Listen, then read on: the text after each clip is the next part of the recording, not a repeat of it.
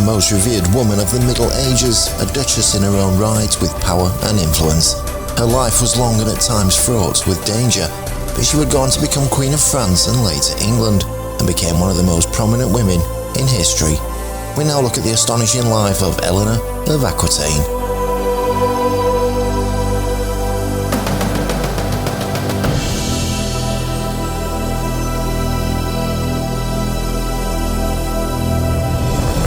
It's been estimated that Eleanor was born around 1122, although not much is known about where she was born, and it's quite possibly in France.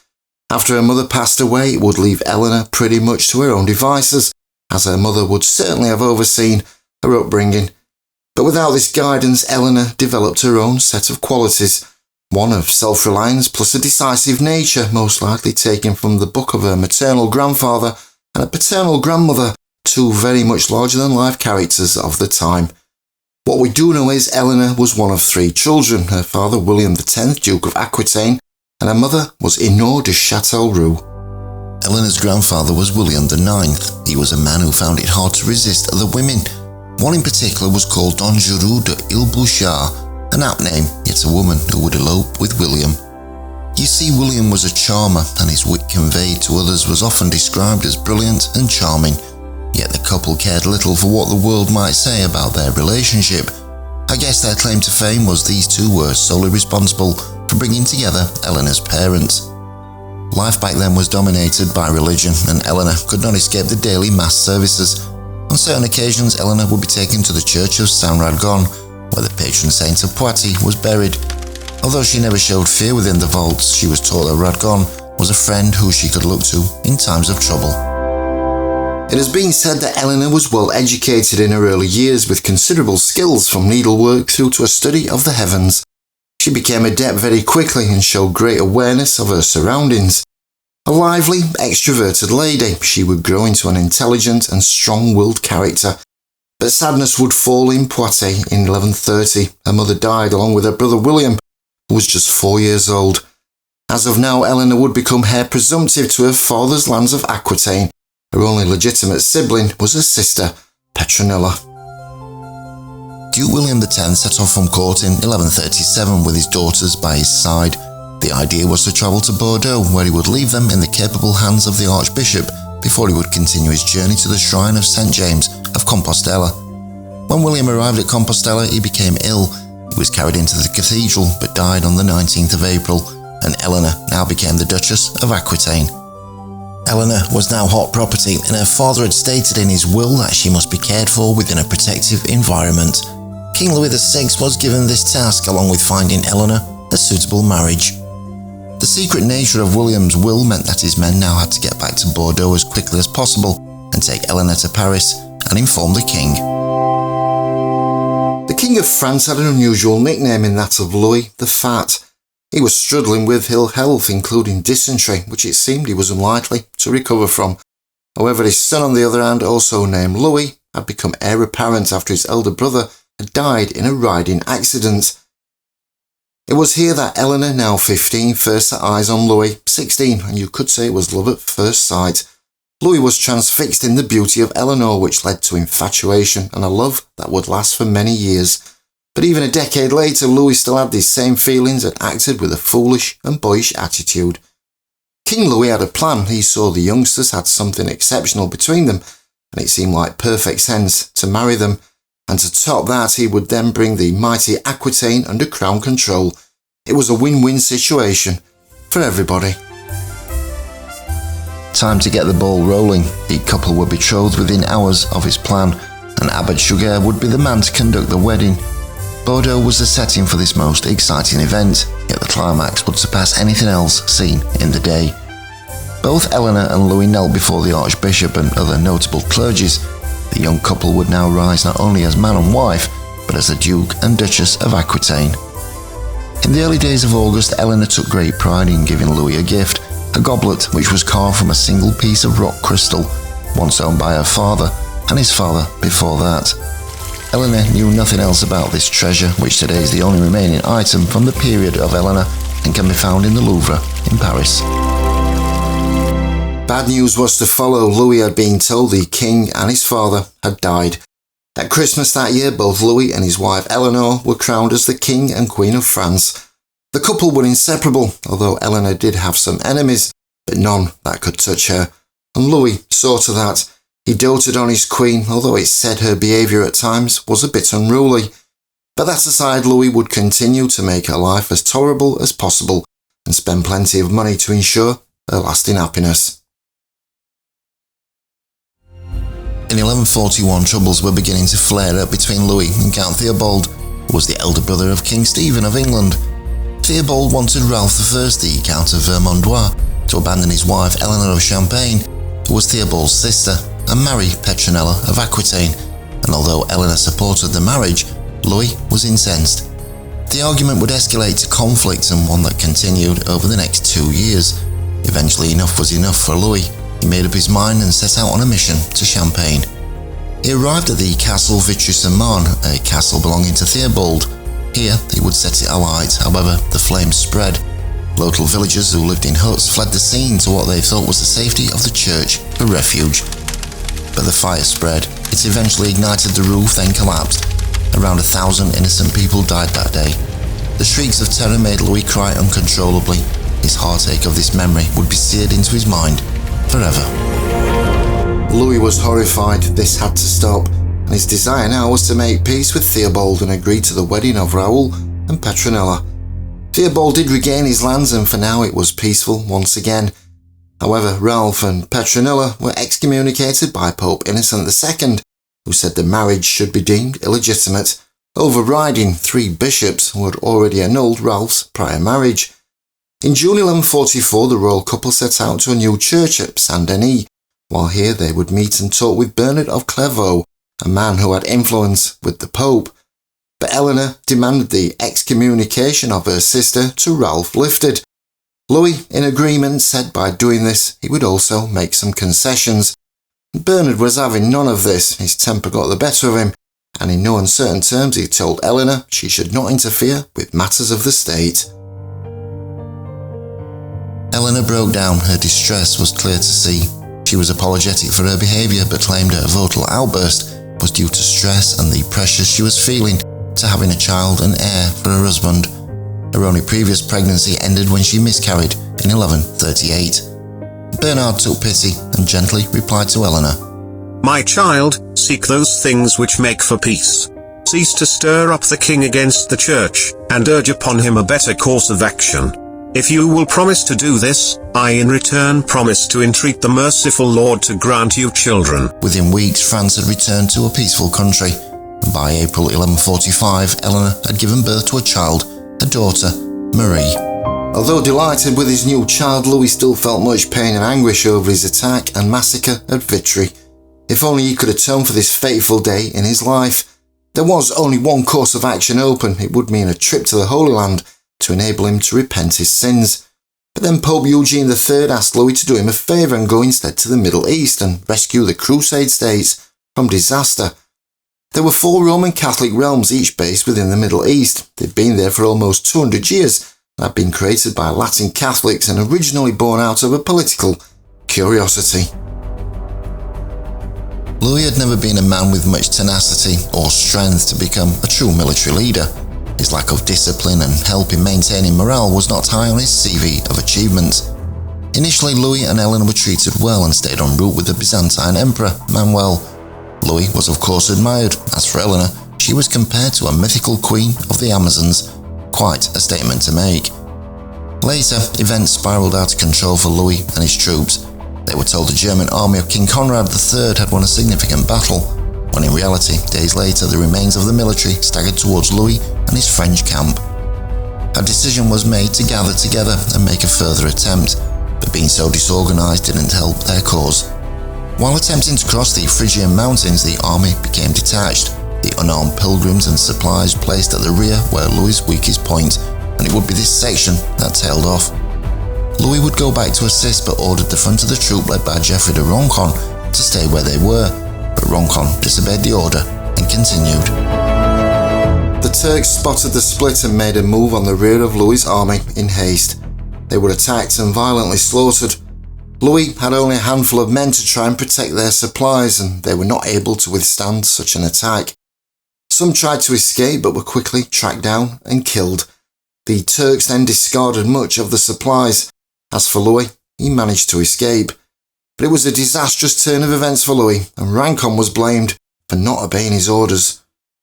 Although Rancon had been brought to the force by Eleanor, some took it upon themselves to blame Eleanor for the massacre and her ignorance, in which she may have told Rancon to continue marching. Suspicion and responsibility were difficult to pin down, and a war of blame would continue. The arguments continued, and along with discontent between Eleanor and Louis caused much frustration. The once-loving couple were now struggling and showed a lack of disparity which it seems had been on the cards for quite some time. It has been suggested that Eleanor had been having an affair, and the rumours were growing stronger. It was rumoured that her uncle Raymond, the youngest son of William IX, Duke of Aquitaine, was the one, although this seems unlikely. Eleanor requested to stay with him while Louis was planning his next move, now to Jerusalem on a pilgrimage. Louis obviously spotted something between them and was having none of it. He took hold of Eleanor, and the couple continued on their journey. This forceful handling of the situation left Eleanor feeling humiliated. She managed to remain calm but kept a low profile for the remainder of the trip. For now they had more than enough to worry about, as further problems were just around the corner. Louis and his by now dwindling army suffered more setbacks as they marched on. Both Damascus and Jerusalem would remain in Muslim hands, and it was now time to return home. His army was feeble, and even Eleanor's own knights were struggling with his leadership. The couple's return did little in resurrecting their marriage. They now had some significant differences and also some big choices to make. The relationship was so toxic that the purported affair with her uncle Raymond was clearly a thorn of conversation for Louis. It's been suggested that Raymond wanted to take Eleanor from under Louis's nose, and Eleanor agreed to the plan. However, this was no fairy story, and happy endings are rare in medieval times. Due to the frailties of the marriage, both Eleanor and Louis would depart on different ships for the cruise home. The intention was to sail to Rome before making their way back to Paris. Yet they were attacked by Byzantine forces. Both ships split apart, and for a couple of months people thought the couple were dead. Miraculously, Eleanor turned up unscathed in Palermo, Sicily, but she landed back on land to sad news. Muslim forces in the Holy Land had executed her uncle. As for Louis, he surfaced in Calabria. Eleanor would now set off to meet him, but not before Eleanor requested an annulment of her marriage to Pope Eugene. But he declined and told her, "You've made your bed, now go sleep in it." However, the couple did attempt to get back together upon meeting up. The Pope had arranged a room for them, and it was here that Eleanor conceived her second child. Once again a daughter, she was called Alix of France. The birth didn't stem the downward trend between the two, and it was pretty much on the floor. The spark they once had was dimming. For Louis, the biggest danger now was having no male heir, which was a distinct possibility, and the end was near, and the couple, although still a little reluctant, eventually agreed to an annulment that happened on the 11th of March, 1152. The Pope confirmed it on the 21st of March. The daughters were declared legitimate, and Louis was awarded custody. For Eleanor, she had all her lands reinstated. As Eleanor was travelling back home, threats of kidnap started to surface with the intention to take her and her lands. But as soon as she got back, she had sent a group of envoys to speak with Henry, Duke of Normandy, who would become the King of England. Her request was to have this man's hand in marriage, and just 8 weeks after her annulment, the pair then married. The ceremony was conducted quietly without the grandeur and pomp that would surely have befitted this couple. On the 25th of October 1154, Henry became King of England and Eleanor his Queen. The coronation took place at Canterbury on the 19th of December. Her lack of boys with Louis certainly didn't harm any chances with Henry. Over the coming years, she had 5 sons and 3 daughters. But it's been said the pair were not the most courteous of couples, and arguments were common. Yet although boisterous in court, with 8 children, it seems they were also the same in the bedroom. Unlike Louis, Henry took mistresses, and his philandering lifestyle gained him other children throughout their marriage. That aside, Henry also attempted to gain authority in Eleanor's homeland of Aquitaine, but the Locals had none of this. They would only listen to Eleanor, their duchess. Although Henry and Eleanor had their internal battles, yet another scandal would surface. A new woman was coming into the life of Henry, and this would change everything. Rosamund Clifford would become a royal sweetheart of Henry's, and he would take her as his mistress. But the secretive nature of this affair would soon come to the attention of Eleanor. Henry and Rosamund would spend hours together within a maze he had created at his park of Woodstock in Oxfordshire. If rumours are correct, on one occasion, Eleanor took it upon herself to pay a visit where Rosamund was hiding within the winding corridors. Eleanor confronted Rosamund and gave her two choices: the first to be stabbed as she was carrying a dagger, and alternatively be poisoned. Maybe she could have given a third option to just run away, but Rosamund chose the poison and died. Yet other rumours persisted, and speculation grew that Eleanor placed Rosamund in a bathtub and had an older woman cut Rosamund's arms. Eleanor won the argument. As for Rosamund, she was buried at Godstow Nunnery in Oxfordshire. Eleanor's marriage now with Henry was at an end. There was simply no way back after this. By 1167, Eleanor had decided to move back to France. Upon arrival, she agreed to a separation from Henry. As for Henry, well, he was just glad to get rid, but he did provide an escort back to her castle. There he left his commander, Earl Patrick, to oversee her safety and protection. But Patrick was killed in a conflict within the area. Eleanor then had his nephew captured and held him hostage. The ransom and release of the boy would only occur if Eleanor was given back her lands, which they were, and she would take overall control again. Love was in the air at Eleanor's court. It has been described as a happy place of affection, tenderness and friendship, all of which were high on the agenda. It was, after all, Eleanor's court, and she could shape it however she wanted. Yet the debate continues to this day: was it a reality or nothing more than a myth? It's been written that Eleanor, along with other ladies, would sit and listen to the arguments between lovers before acting as a jury to give them a clear and possibly new route in which to take their relationship. It's a bit like a modern-day marriage guidance scheme. There is no reliable evidence for any of this, yet it would make for a harmonious court, and if it is true, one that would quite possibly have helped Eleanor overcome her doubts of love and marriage. In March 1173, the young Henry felt a bit left out of things. His father Henry had given him little power or any note of authority. Young Henry had seen and heard enough. He would start a revolt. The French King Louis advised him on what actions to take in Paris before young Henry headed to Aquitaine, where his brothers Richard and Geoffrey were staying with their mother. After long discussions, he managed to talk them into his plans to overthrow their father and King of England. A plot to remove King Henry was now underway, and Eleanor, in her wisdom, warned them to be ready. But Henry got word of the plot and set about halting it in its tracks.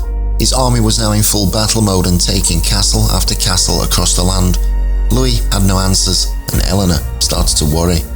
She knew she had to leave the relative safety of Poitiers and did so in November. Eleanor rode away, but a band of Henry's knights came from nowhere and surrounded her party. She was helpless and arrested. These two mighty leaders would now face full-on in a confrontation. It's said Henry glared at her like a lion, and she stared back with piercing eyes. Henry accused her of treason, but Eleanor retorted by saying, "Blame not me if now your sons fight against you. You thought to make a king and keep him in swaddling clothes. Had you given young Henry some small portion of land which you hold in your tight fist, some real authority, and had been more generous, you would have found him a loyal supporter." Eleanor was placed on a ship and sent to England. Upon arrival, she would spend the next 16 years of her life in prison, across various locations throughout the country. Over time, Eleanor had minimal opportunity to see her sons while under lock and key, but they were still on the warpath and heading full on for Henry. However, Henry was just too strong and too well organised. He repeatedly forced his sons back. Eventually, on the 11th of June 1583, young Henry now realised his attempts were pointless. He could not overcome this man, his father and king, and to make matters worse, he had contracted dysentery, which would bring about his sudden demise.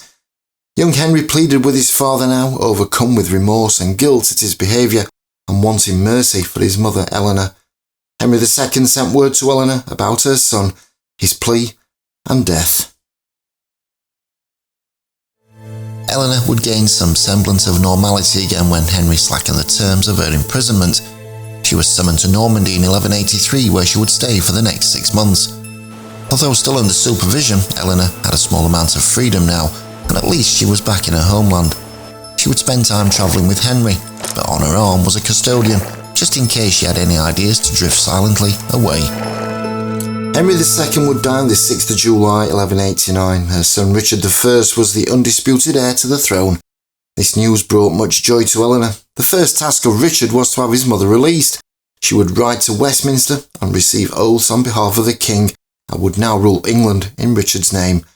Eleanor had come full circle and styled herself now as the Queen of England. When Richard arrived on 13th of August 1189, crowds turned out to welcome him with an enthusiasm that had been missing for some time. Over the coming years, Richard would be away from the country and fighting in the Third Crusades. Although Eleanor remained at his court, she didn't rule at the time. It was done by a regency council. Although Eleanor did have a significant say in how things should be influenced and directed. Upon his return from the Crusades, Richard had been kidnapped. The perpetrator, Henry VI, the Holy Roman Emperor, demanded a ransom. This would spur on Eleanor, who played a crucial role in getting this done, and Richard was eventually released and free to return. Eleanor outlived Richard, who died in 1199, and now the reign would be passed to her youngest son, John. Yet the coming months would prove to be just as destabilising as her life had been in the past. A truce between King Philip II and John allowed Eleanor to return to France to search for a princess who was to be married to the son of Philip, just 12 years old at the time. Eleanor, now in her twilight years, aged 77, would find this task a little tiring, to say the least. But just outside Poitiers, she was ambushed. Hugh IX of Lusignan demanded lands to be returned to him, which were taken by Henry II. Quite possibly, it was an easy agreement, as she just wanted to be on her way. And after resting, she continued her journey and would arrive in Castile at the end of January 1200. Eleanor spoke with her daughter, also called Eleanor, who was the Queen of Castile. She had two unmarried daughters. The youngest, Blanche, was selected. They would set off for Bordeaux, where they would celebrate Easter together. Eleanor was becoming very tired. Her stamina was gone, and long gone were the days when she could march and travel without exhaustion. She continued with Blanche to Normandy, but then gave Blanche over to the trusted Archbishop, who would continue the journey. War would once again break out between Philip and John. At this point, Eleanor had been trapped in the castle of Mirabeau, but John marched on the castle, overcame the army, and rescued his mother. It was now Eleanor would travel to Fontverroux. There she would find solace and peace by taking the veil as a nun. Eleanor's life had been remarkable, yet now she lay peacefully. Her end came in 1204. Eleanor was interred by her husband's side, Henry, and her son, Richard. Eleanor is without doubt one of the most fascinating characters from history, a woman whose pedigree is indisputable. From an early age, she first acquired the Duchy of Aquitaine and became one of the most sought-after ladies of the day. She would go on to marry 2 kings, be mother to a further 2 kings, and produce 10 children. Eleanor was a formidable woman. Her leadership, political awareness, and strength of character would hold her in good stead. She enhanced the grandeur of her birth by the honesty of her life, the purity of her morals, and the flower of her virtues. And in the conduct of her blameless life, she surpassed almost all the queens of all the world.